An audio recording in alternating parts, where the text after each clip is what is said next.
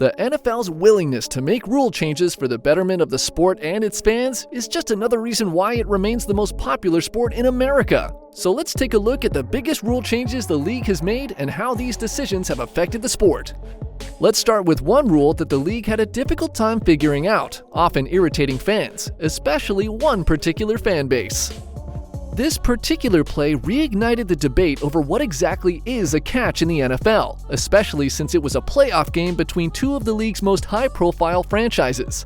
When Dez Bryant's catch was overturned, it required the league to take a long look at why this was so complex and how they could codify the rule. What's crazy is that the league also had two prior plays that were just as controversial, and it took them another 15 years or so to finally get a handle on exactly what a catch was. In the 1999 NFC Championship game, the Bucs' Burt Emanuel made what appeared to be a catch deep in Rams territory late in the game, only to have officials overturn the call because, despite having both hands around the ball, the refs deemed that the nose of the ball touching the turf in the process of his dive constituted an incomplete pass. The Rams would go on to win the game and beat the Titans in the Super Bowl, and the league would later change the definition of a catch, calling it the Burt Emanuel rule. The ball might have hit the ground, but he had it. Sean King firing deep for the end zone. And the ball is batted out of the end zone by the Rams. Then, more than 10 years later, superstar wideout Calvin Johnson made an apparent touchdown catch against the Bears, where his knees and backside landed in the end zone. But because the ball was not controlled after touching the ground, it was ruled incomplete. The league would go on to change the rule yet again. But we're not even done there, because the league didn't decide to change the wording of a catch until after the Dez controversy. In 2017, the Steelers made everything even more confusing when Jesse James caught a pass over the middle for what everyone thought was the go-ahead score against the Patriots. But the officials claimed that the ball didn't survive the ground on the James catch, and therefore it was incomplete. That offseason in 2018, and 4 years after everyone thought Dez caught it, the league finally changed the rulebook to a definition that has yet to drum up any real controversy since its inclusion. It states, first, have control of the ball. Second, get 2 feet or another body part down, other than hands. Third, after 1 and 2 have been fulfilled, performs any act common to the game, example, tuck the ball away, extend it forward, take an additional step, turn upfield, or avoid or ward off an opponent, or he maintains control of the ball long enough to do so. The league couldn't have possibly made these decisions without implementing one of the most important tools in modern sports, instant replay. In 1976, NFL Director of Officiating Art McNally first experimented with instant replay by bringing a video camera and stopwatch to a Dallas-Buffalo game on MNF and finding out how long a video review would delay a game. He saw a missed call on a play with O.J. Simpson that would have been corrected with a replay review and instantly knew that it could benefit the NFL. Then in 1978, the league tested instant replay during 7 preseason games broadcasted on national TV, beginning with the Hall of Fame game. But the overall performance of the camera system and cost to install were both prohibitive, so they tabled it until 1985, when the technology improved so much the owners voted on 23-4-1 to add instant replay in limited capacity for the '86 season. Replay officials sat in the booth with 2 VCRs so they could record and then watch back plays. In that first season, there were 1.6 reviews per game, with only 10% of plays overturned.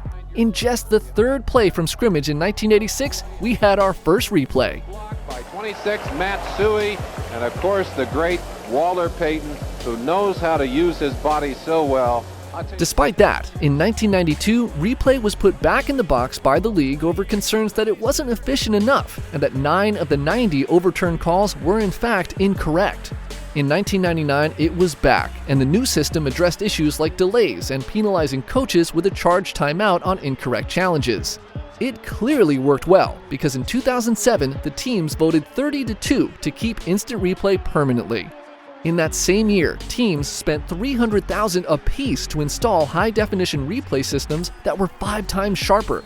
In 2014, the league designated a hub in New York where senior officiating members could be in contact with officials on game day, and 3 years later, all the game day decisions would be made by the dedicated officials at Game Day Central in New York.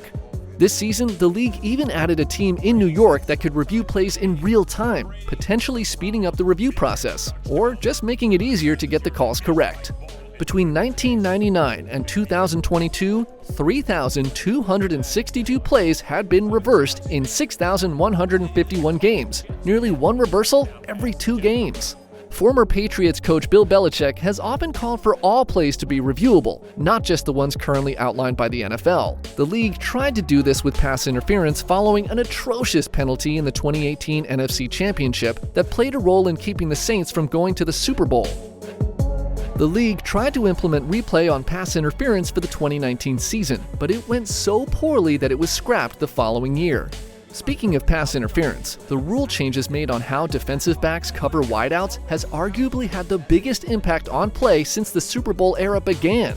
It all started in 1973 when Hall of Fame coach Don Shula was prepping for a playoff game against Cincinnati. Shula needed a way to stop Cincy's track-fast wideout Isaac Curtis. His solution? Smother him at the line of scrimmage. It was successful as the Dolphins got the win, but shortly thereafter, the Isaac Curtis rule was born. It stated that a defender is allowed to block a receiver within 5 yards of the line of scrimmage. After the initial yards, any contact will be considered holding, which is a 5-yard penalty and an automatic first down. The second iteration of this rule followed 4 years later when Steelers corner Mel Blount would get his own rule named after him. He was so good at jamming up wideouts that they changed the rule to be defensive backs can only make contact with receivers within 5 yards of the line of scrimmage. As a result, pass yards increased from 141.9 yards per game in 1977 all the way to 204.4 by 1981. In 2004, the NFL enforced stricter rules regarding illegal contact beyond 5 yards from the line of scrimmage, making it easier for offenses to move downfield. The statistical impact was significant. From 2004 onward, average points per game rose significantly, from around 20.9 in 2003 to over 22 points in 2004. In the decade that followed, passing yards and points per game continued to increase as offenses had more freedom to operate. Quarterbacks saw an improvement in completion rates and yards per attempt. Passing yards per game went from around 200 in the early 2000s to over 240 by the late 2010s. Average yards passing per game by a quarterback went from 158.8 in 1978 to a peak of 243.8 in 2015. 2 other recent changes that have impacted the game. The first, the extra point rule. In 2015, the league moved back the extra point try from the 2-yard line to the 15-yard line, effectively moving it from a 20-yard try to about a 33-yard try. The amount of extra point kicks made plummeted from 99% to 94%. Since teams are successful on going for it on 4th and 2 at a rate of approximately 57%, statistically teams should almost always go for 2, yet they don't. The league has also changed the kickoff rules multiple times in recent years for safety reasons, but the new look of the 2024 kicks is a bit jarring for longtime NFL fans. Roger Goodell was looking for a way to increase returns with less of a chance for full-speed collisions. Through the first few weeks of the season, returns are up more than 10% from last season, but still the 3rd fewest since 2000. And through week 10, 7 teams have fewer than 10 actual returns on the season. With the ball now being spotted at the 30, it's almost a no-brainer to allow for a touchback. But on the plus side, there have already been 3 returns for touchdowns, already one more than 2023. Finally, have you ever wondered why Tom Brady had such a long career in the NFL? It wasn't because he avoided all foods in the Nightshade family. It may have been because of this play against the Raiders in the playoffs during his rookie season. The apparent fumble was overturned by officials who were citing a rule established in 1999 that stated, any intentional forward movement of his arm starts a forward pass, even if the player loses possession of the ball as he's attempting to tuck it back toward his body. If the player has tucked the ball into his body and then loses possession, it is a fumble. The tuck rule was abolished by the NFL in 2013 by a league-wide vote of 29-1, with the Patriots, perhaps for one last laugh, abstaining from the vote. Much like the catch rule, the tuck rule was a constant cause of irritation for both teams and fans, and the implementation of the new rule simply needed a tiny adjustment to make it more palatable for both. It now states, if the player loses possession of the ball during an attempt to bring it back toward his body, or if the player loses possession after he has tucked the ball into his body, it is a fumble. As for Brady, the Patriots beat the Raiders and went on to win the Super Bowl. But even Brady later admitted that if it hadn't been for the tuck rule, he would have probably started the 2002 season as the backup to Drew Bledsoe. Instead, Brady went on to win 6 more titles, with his most memorable moment having too many avocado margaritas after his win with the Bucs in 2021.